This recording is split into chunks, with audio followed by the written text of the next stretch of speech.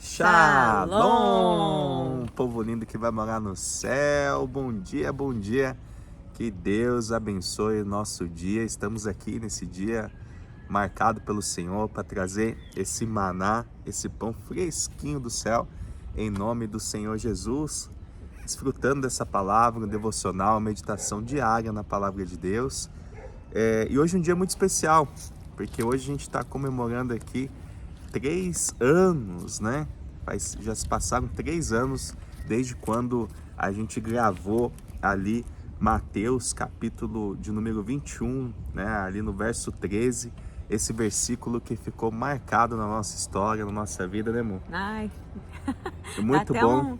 uma coisa assim interna no coração, é muito bom mesmo saber que Deus entregou pra gente ali a casa de oração naquele dia. Nasceu a casa de oração há 3 anos atrás, quando nós estávamos gravando o devocional. Esse devocional, a gente estava num processo ali de oração, né, de ponto de inflexão, e a gente decidiu fazer o devocional junto.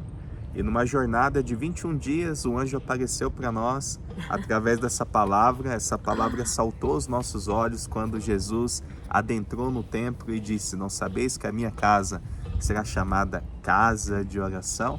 E desde então, eu e a pastora, a gente decidiu fazer da nossa casa, o nosso cantinho aqui, uma casa de oração fortificada na rocha, fortalecendo a família. E foi a melhor coisa que a gente fez na nossa vida, em nome de Jesus. Que você também possa fazer aí da sua casa, né, um pedacinho do céu, um lugar da habitação do Espírito, um lugar do secreto com Deus, de fortalecer a família em nome de Jesus. Bom, vamos lá, bora lá meditar nesse texto. Fica conosco até o término desse devocional. Se inscreva no canal para você receber as notificações, né? Todo dia a pastora está aí com um devocional, com a confirmação da palavra. Vem coisas novas por aí. Aguardem. Amém, louvado seja o nome do nosso Senhor, aquele que é único, digno de toda honra, de toda glória, de todo louvor. Querido Deus e amado Pai, colocamos diante de Ti este devocional, esse início do nosso devocional, porque eu creio, Deus, nós cremos que esse alimento ele é tão poderoso que vai nos nutrir as 24 horas do nosso dia. Pai, que o Senhor esteja conosco, Espírito Santo de Deus, conduza-nos, ó Pai, para que venhamos entregar aquilo que é de Ti e não de nós. Assim oramos em nome de Jesus. Amém. Diz assim o contexto bíblico: a entrada triunfal de Jesus em Jerusalém. Quando se aproximaram de Jerusalém, chegaram a Betfagé, ao Monte das Oliveiras. Enviou Jesus 2 discípulos, dizendo-lhes: Ide à aldeia que aí está diante de vós, e logo achareis presa uma jumenta, e com ela um jumentinho. Desprendei-a e trazei-mo-nos. E se alguém vos disser alguma coisa, respondei-lhe que o Senhor precisa deles, e logo os enviará. Ora, isso aconteceu para se cumprir o que foi dito por intermédio do profeta: Dizei à filha de Sião: Eis aí te vem o teu rei, humilde, montado em jumento, num jumentinho, cria de animal de carga. Indo os discípulos e tendo feito como Jesus lhe ordenara, trouxeram a jumenta e o jumentinho. Então puseram em cima deles as suas vestes e sobre elas Jesus montou. E a maior parte da multidão estendeu as suas vestes pelo caminho, e outros cortavam ramos de árvores, espalhando-os pela cidade, pela entrada. E as multidões, tanto as que precediam como as que o seguiam, clamavam: Hosana ao filho de Davi! Bendito o que vem em nome do Senhor. Hosana nas maiores alturas. E entrando ele em Jerusalém, toda a cidade se alvoroçou e perguntavam: Quem é este? E as multidões clamavam: Este é o profeta Jesus de Nazaré da Galileia. Glórias a Deus. É bom a gente fazer uma pausa, porque daqui em diante entra outro contexto onde a gente fica assim: meu Deus, como assim? Acaba-se de acontecer essa entrada triunfal e de repente, o que aconteceu com Jesus?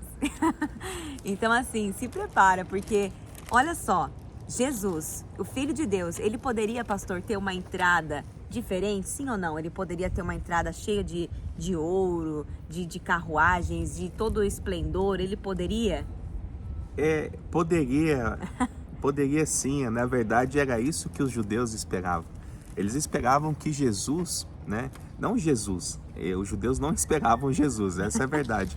Eles esperavam o Messias, né? Esperam até hoje a volta do Messias, mas que ele ia vir numa linhagem nobre, de um sangue azul, né?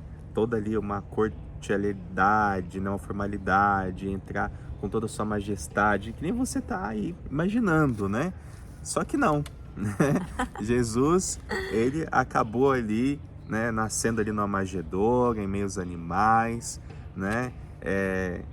Entrou em si com toda ali sua majestade, com a sua glória, de uma forma triunfal em Jerusalém, sim, mas montado em cima de um burrinho, né? Foi triunfal, mas é aquele negócio, espiritualmente falando, aquilo foi esplêndido. Impactante, você sabe por quê? Porque ele vem com o propósito de quebrar a religiosidade, porque havia separação, né? Entre dois povos, os judeus e os gentios. Ou você era judeu ou você era gentil. E aqueles que detinham a Torá, eles, né, se consideravam sendo os maiorais, conhecedores da palavra, ali próximo de Deus, e as outras vidas descartadas. E na verdade, né, todos nós somos falhos, todos nós somos pecadores, né? Cada um ali estava se desviando pelo seu caminho. Mas Deus, na sua infinita misericórdia, enviou Jesus Cristo, né? O seu Filho amado. Ele habitou aqui no meio de nós, com pernas, com braço, caminhou no meio da gente e nos ensinou a como se relacionar com o Pai, né? O Pai, ele veio para todos. O Pai ama todos os seus filhos. Nós somos filhos amados do Pai. E é muito linda essa história, né? Vamos continuar, maravilhoso. Porque tem muita coisa ainda. E aí, a partir do versículo 12, vai falar sobre a purificação do templo. Tendo Jesus entrado no templo, expulsou todos os que ali vendiam e compravam. Também derribou as mesas dos cambistas e as cadeiras dos que vendiam pombas. E disse-lhes: está escrito: a minha casa será chamada casa de oração. Vós, porém, a transformais em um covil de salteadores. Meu Deus, que forte isso. Muito forte, né? Porque o que nos indaga, o que nos faz a gente refletir é que já naquela época, você imagina aqui comigo, pensa aí, naquela época já estava acontecendo isso dentro do templo. Essa religiosidade instaurada, um comércio estabelecido dentro do templo. As pessoas ali que vinham adorar, né, a Deus, eles estavam num pátio, eles estavam num lugar, sabe, ali separado, né? Havia distinção, havia divisão. E o que Jesus estava fazendo ali? Ele estava purificando, ele estava restaurando, mostrando: olha, está errado isso que vocês estão fazendo, vocês estão profanando a casa do meu Pai, vocês estão profanando o templo, o único lugar, né, aqui que é um lugar onde as pessoas vêm para adorar, para buscar a presença de Deus. Vocês estão fazendo comércio, vocês estão colocando coisas mundanas aqui, não. Então, Jesus, ele veio realmente para quebrar todo o conceito, todo o estereótipo humano ali, sabe, que está instaurado aqui nessa terra, né, e trazer a visão do reino. E aí, nesse ponto, ele chama muita atenção, é uma pergunta que eu coloco aqui para você. Por que será que havia ali cambistas, né? É uma pergunta. Por que será que havia ali pombas, né? É uma pergunta. Por que havia ali pessoas enfermas para fora do templo? É uma pergunta. Por que Caifás e Anás, o sumo sacerdote, os dois eram parentes, sogro e genro, né? Eleitos por uma questão política? Daquele ponto, no Evangelho de Lucas vai dizer que eles já queriam ali tirar a vida de Jesus, já tramavam a morte de Jesus, sabe? A gente vê que, assim, o que Jesus estava fazendo era algo muito cabuloso. Ele estava mexendo verdadeiramente num covil de ladrões, de salteadores. Ele estava mexendo no bolso daqueles homens. Ele estava tirando a autoridade daqueles homens, né? Estava ali mexendo no orgulho, na vaidade deles. Porque no templo ali, você acha que Caifás e Anás era tão bonzinho que dizia assim, olha, tu pode colocar aí, né, a sua tenda, fica à vontade, pode vender aí o teu comércio, tá tudo certo, não tem problema nenhum. Não, eles pagavam, havia uma questão monetária, tá? Eles pagavam imposto para aqueles homens. Ali era uma romaria que era feita, onde povos, eles vinham de diversas localidades, de aldeias e regiões circunvizinhas, para Páscoa, né, ali para celebrar em Jerusalém. Então, naquela época, eles prestavam muitos sacrifícios, holocausto a Deus, em expiação aos pecados. Então, é por isso que havia ali animais, haviam ali pombas. Quem tinha condição de pagar ali pelo seu pecado e comprar uma pombinha, comprava uma pombinha. Quem tinha condição de comprar ali um cordeiro, enfim, para sacrifício, para holocausto, eles o faziam. Então havia um comércio instaurado ali dentro e deixou de ser uma casa de adoração para se tornar um covil de ladrões. Aí a pergunta é, por que havia pessoas enfermas para fora do templo e não dentro? Porque eles não eram importantes, eles não tinham algum benefício, aquelas pessoas eram excluídas da sociedade, eles estavam ali pagando o pecado dos seus antepassados, dos teus pais, e eram considerados como imundo. Mas Jesus, ele veio aqui para estar no meio de pecadores, né?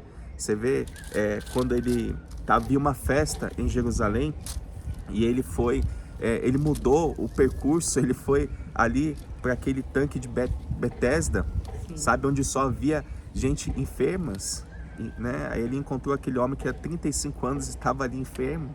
Então assim, ele ia em lugares improváveis, lugares que talvez eu e você não iria, aonde muitos religiosos não iriam. Jesus certamente estaria ali, porque a palavra de Deus, ela veio para todos, né? Esse amor de Jesus, ele vem para todos. E aí, o que acontece? Jesus começou a se chamar a atenção dele por toda, né, Galileia. O nome de Jesus já tinha se espalhado, ele já tinha transformado água em vinho. E aí, isso estava tirando a autoridade, né, tirando ali do Caifás, dos sumos sacerdotes, né, porque eles gostavam de ser chamado mestre, rabi, eles gostavam de andar pelas cidades e as pessoas falam, mestre, mestre, rabi. E a gente sabe que só existe um mestre, um Senhor dos senhores, né? E esse mestre é o Senhor Jesus, é o nosso Deus, é o nosso Abba, né? Então Jesus estava tirando a autoridade deles, né? Estava tirando ali o poderio daqueles homens. E eles, de alguma forma, eles falaram, mano, nós precisamos fazer alguma coisa.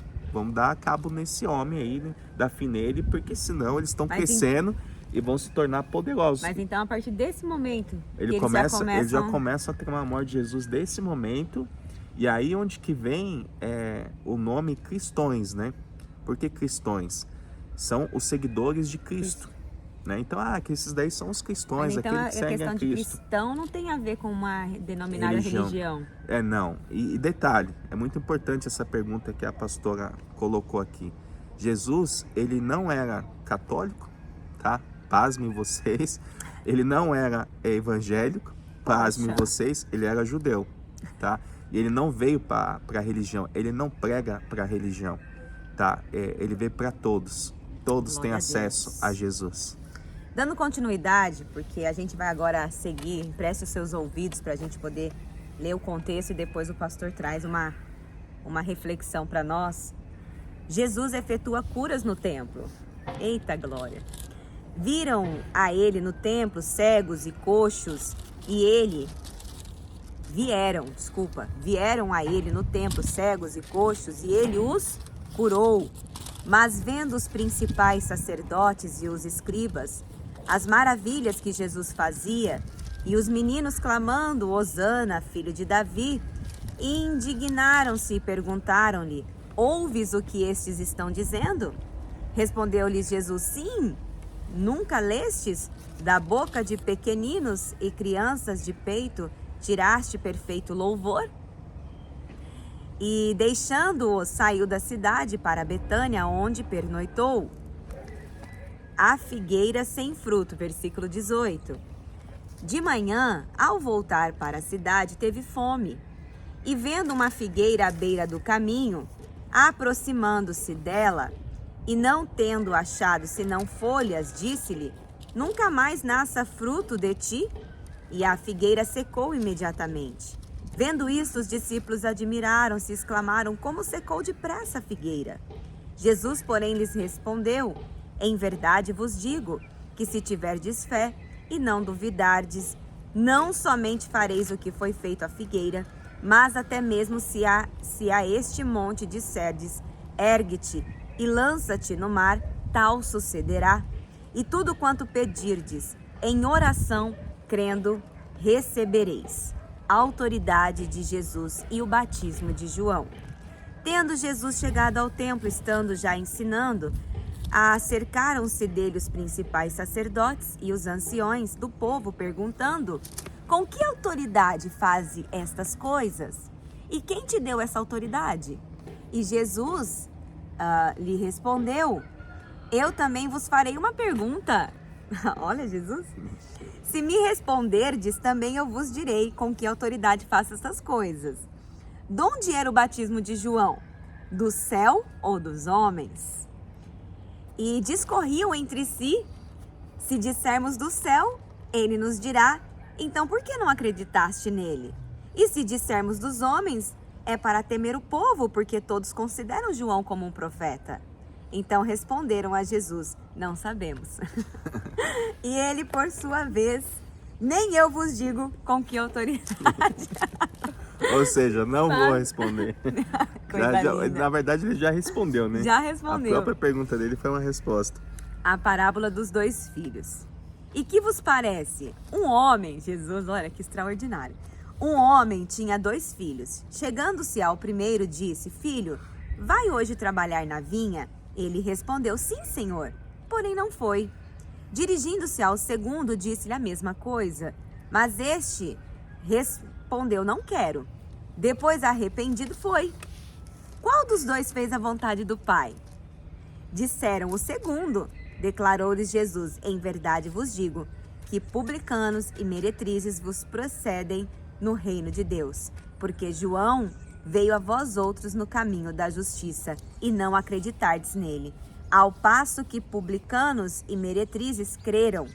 Vós, porém, mesmo vendo isso, não vos arrependestes, afinal, para acreditardes nele. Aleluias. A parábola dos lavradores maus. Atentai noutra parábola. Havia um homem, dono de casa, que plantou uma vinha, cercou-a de uma sebe, construiu nela um lagar, edificou-lhe uma torre e arredou-a a uns lavradores. Depois se ausentou do país. Ao tempo da colheita, enviou os seus servos aos lavradores para receber os frutos que lhe trocavam. E os lavradores, agarrando os servos, espancaram um, mataram a outro e o outro apedrejaram. Enviou ainda outros servos em maior número e trataram-nos da mesma sorte. E por último enviou-lhes o seu próprio filho, dizendo: a meu filho respeitarão. Mas os lavradores, vendo o filho, disseram entre si: este é o herdeiro. Ora, vamos, matemo-lo e apoderemo-nos de sua herança. E agarrando-o, lançaram-o fora da vinha e o mataram. Quando, pois, vier o senhor da vinha, que fará aqueles lavradores? Responderam-lhe: fará perecer horrivelmente a estes malvados e arrendará a vinha a outros lavradores que lhe remetem os frutos nos seus devidos tempos. Perguntou-lhes Jesus: nunca lestes nas Escrituras? A pedra que os construtores rejeitaram, esta veio a ser a principal pedra angular. Isto procede do Senhor e é maravilhoso aos nossos olhos. Portanto vos digo que o reino de Deus vos será tirado e será entregue a um povo que lhe produza os respectivos frutos. Todo o que cair sobre esta pedra ficará em pedaços, e aquele sobre quem ela cair ficará reduzido a pó. Os principais sacerdotes e os fariseus, ouvindo estas parábolas, entenderam que era a respeito deles que Jesus falava, e conquanto buscassem prendê-lo, temeram as multidões, porque estas o consideravam como profeta. Meu Deus. É lindo Muito demais. forte, né? Jesus falava muito a respeito de parábolas, e parábolas é uma forma inteligente, didática de ensinar sobre as coisas do reino de Deus. E o que Jesus vem trazer nessas parábolas aqui, nesse contexto? Que nós somos filhos de Deus, amados pelo Pai, e a gente foi feito para dar fruto, né? Para adorar, para abençoar vidas. Tudo aquilo que o nosso Mestre, o Senhor Jesus, fez e faz, Ele diz que aquele que crê no nome dele fará coisas maiores. Então eu quero profetizar sobre a sua vida, que você não é uma obra do acaso, que você veio para dar fruto, e fruto em abundância, frutos que vão alegrar o Senhor, sabe? Você vai curar enfermos, você vai propagar a palavra de Deus, você vai abençoar muitas vidas em nome do Senhor Jesus, porque foi para esse propósito que nós fomos criados, para adorar a Deus e alegrar o coração do Pai e dar frutos. Toda autoridade que foi dada ao Senhor Jesus nos foi dada, otorgada outra hora, porque nós somos filhos amados. Eu estou aqui debaixo de uma mangueira, aqui ó, né? E eu lembro quando ela era ainda, né, um broto bem pequeno, né? E a gente veio regando, a gente veio adubando, a gente veio, sabe, aqui podando. Hoje ela já está dando flores. Aqui você não consegue ver, mas aqui do lado tem aqui um pé de amora. Eu nunca em toda a minha vida tinha visto um pé de amora tão carregado. Ele chega a estar encurvado de tanto fruto. E o fruto, ele traz alegria, ele traz felicidade. Eu quero dizer que você vai dar muito fruto em nome do Senhor Jesus. Sabe, a gente vê aqui que Jesus, ele veio para um propósito. Ele veio para os seus, mas os seus o rejeitaram. Os seus aqui como esse filho da vinha, Deus enviou o seu filho, sabe, aqui para cuidar dessa vinha. Mas esses homens maus, eles mataram, né, o filho, o dono da vinha, né? E aí a gente vê aqui que Deus aqui, ele não trouxe ainda o juízo sobre essa terra, porque o nosso Deus, ele é paciente. É necessário que o joio e o trigo permaneçam juntos até o fim, né? Porque senão ele pode ser arrancado os dois juntos e um mata o outro. Mas nós estamos aqui nessa terra, né? Nesse tabernáculo, passamos por situações, mas o que alegra o nosso coração é que Jesus veio para os seus, mas os seus rejeitaram. Para quem que Jesus veio? Jesus veio para mim, veio para você, veio para nós, né? E isso é maravilhoso, isso aí não tem preço que pague. A maior alegria é nós sabermos que lá no céu, a boa notícia é que lá no céu, Jesus está lá. E nós vamos nos encontrar um dia com Ele. A gente gera tanta expectativa às vezes de encontrar um ídolo, um ator, uma pessoa importante aqui nesse meio terreno, né? Mas você imagina um dia que você encontrar com o seu Criador? Será o dia de todos os dias, será um dia maravilhoso, em nome de Jesus. Eu não vejo a hora, né? É lógico que pode esperar um pouquinho, vamos, né, cumprir com o propósito, desígnio de vida, em nome de Jesus, glorificando Deus na terra, mas será o dia de todos os dias. Será um dia maravilhoso, um dia extraordinário, o dia que a gente se encontrar com o nosso Senhor Jesus. Vamos orar? Amém? Pai, a Ti nós rendemos graças, Senhor. Nós te agradecemos, Senhor, pela Tua benevolência, Pai, pelo Teu carinho para conosco, Pai, meros pecadores, Senhor, que somos. O Senhor a cada dia derrama da Tua misericórdia, do Teu amor, né, da Tua Shekinah, da Tua luz, Senhor, sobre a nossa vida. Nós te agradecemos, Senhor, porque como bem essa palavra disse aqui, Senhor, que o Senhor foi aquela pedra que os construtores rejeitaram, Senhor, mas se tornou a pedra angular perfeita da nossa vida, Senhor. O Senhor é a nossa fortaleza, o Senhor é o nosso rochedo, o Senhor é a nossa base, o Senhor é a nossa estrutura, o Senhor é a nossa cobertura, Pai. Para onde nós iremos, Senhor, se a Tua presença não for conosco, Pai? Não nos faça sair daqui, Senhor. Não nos faça, Senhor, caminhar por vistas humanas, mas por vista do Teu reino, do Teu Espírito, Senhor. Que o nosso Espírito, Senhor, seja conectado, Senhor, com a fonte, que é o Senhor, Pai. E que Ele venha, Senhor, governar, reinar sobre a nossa vida, sobre a nossa alma, sobre o nosso corpo, para a gente desfrutar e dar frutos, Senhor. Frutos que permaneçam, frutos que alegram o seu coração, frutos, Pai, que as pessoas possam contemplar, se maravilhar, Senhor, com as bênçãos, Pai, que tem no Evangelho, na Tua Palavra, Deus. A Tua Palavra é lâmpada para os nossos pés e luz que ilumina sempre o nosso caminho.